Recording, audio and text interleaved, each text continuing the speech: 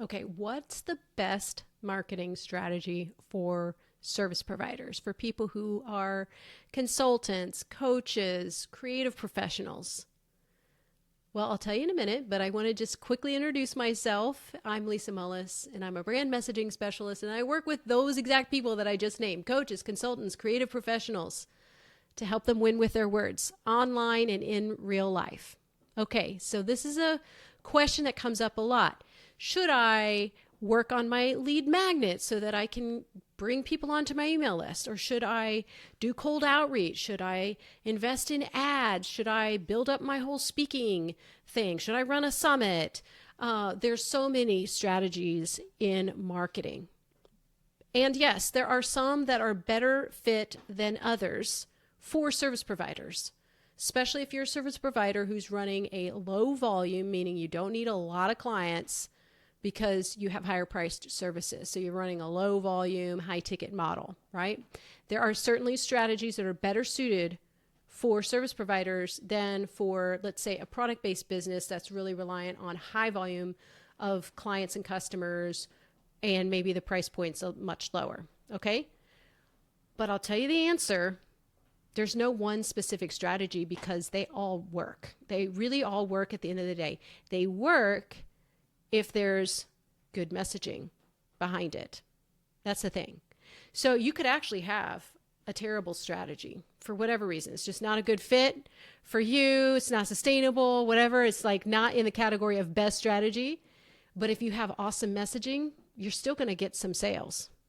Now, you can have the best strategy for you. It's like ticks all the boxes, but terrible messaging, and you're not going to get any sales.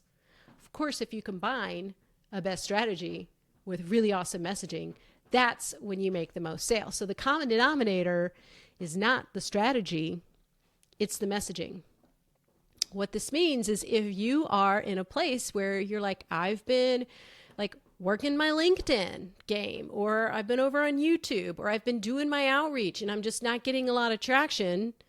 Well, there's a few things that could be going on, but definitely one thing to look at is, how's your messaging? Do you feel like you've got that dialed in? Or do you maybe have some gaps? So what you don't want to do is switch strategy to strategy to strategy, thinking it's the strategy that's not dialed in. Because like I said, these strategies, they almost all work. This is just how marketing is when you've got messaging figured out.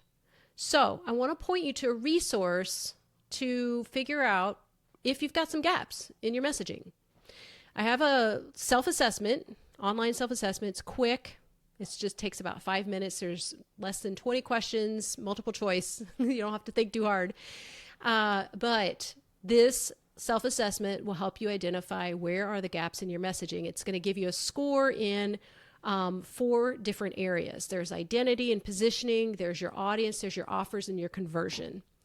And this means you can get more focused in on where in your messaging is there room for improvement.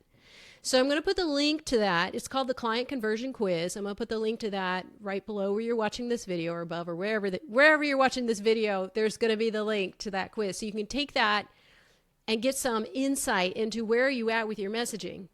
And then just a reminder, you don't need to be switching strategies. So if you're doing something marketing wise that feels like a good fit, like maybe you are great, like you love writing, and so like producing blog articles and publishing and maybe even being real active on a social channel with posting and stuff like that feels really easy for you.